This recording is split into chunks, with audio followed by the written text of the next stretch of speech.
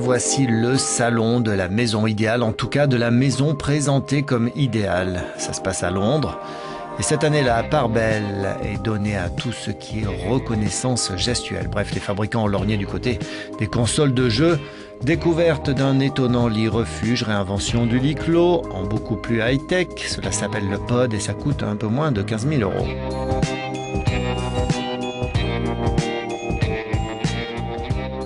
Je pense que les gens vont de plus en plus intégrer la technologie. Et je pense que cette intégration sera de plus en plus bio. Elle se fera au sein de l'environnement. Je veux dire par là avec des environnements artificiels comme le Pod.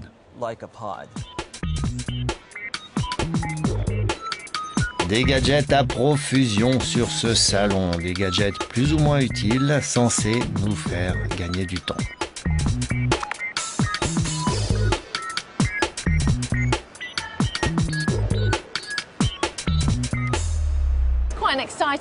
C'est une année assez excitante pour la maison. Je pense que l'on va voir arriver encore beaucoup plus de reconnaissance gestuelle. On a vu la Xbox Kinect. On peut voir maintenant comment ça fonctionne à une très large échelle. On a la 4G qui pointe le bout de son nez, donc avec des perspectives de téléchargement encore plus importantes. On aura aussi beaucoup plus d'induction dans la cuisine, plus belle et plus intégrée, ce qui pour moi est une bonne chose. Et voici le genre de salle de bain qui va impressionner vos amis. Une salle de bain étanche, c'est le prospectus qui le dit. Disons que ce sont les commandes qui sont étanches et il ne faut plus utiliser de boutons, presque plus.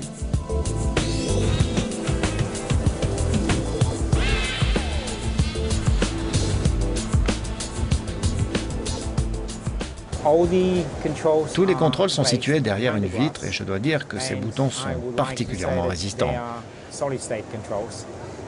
Ainsi, si vous voulez prendre rapidement une douche, vous n'avez pas besoin d'appuyer ou de tourner des boutons, etc. Là, il faut juste réveiller une interface, sélectionner la partie de la douche que vous voulez, et ensuite appuyer et maintenir la pression jusqu'à l'arrivée de l'eau. L'eau coulera à la bonne température, à la bonne quantité et d'où vous voulez. On peut ainsi créer de véritables nouvelles expériences.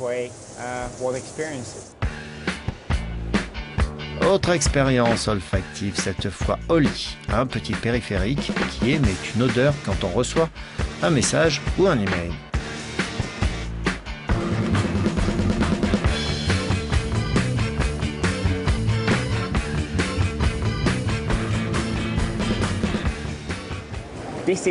Oli est un robot olfactif fondé sur la sentologie. Il peut produire des odeurs, des parfums à partir d'actions Internet. Par exemple, si vous recevez un tweet, il va commencer à produire un parfum de fraise. Ou si vous recevez un email, vous pouvez le faire sentir l'oignon. C'est juste une nouvelle façon de se connecter et d'interagir avec Internet.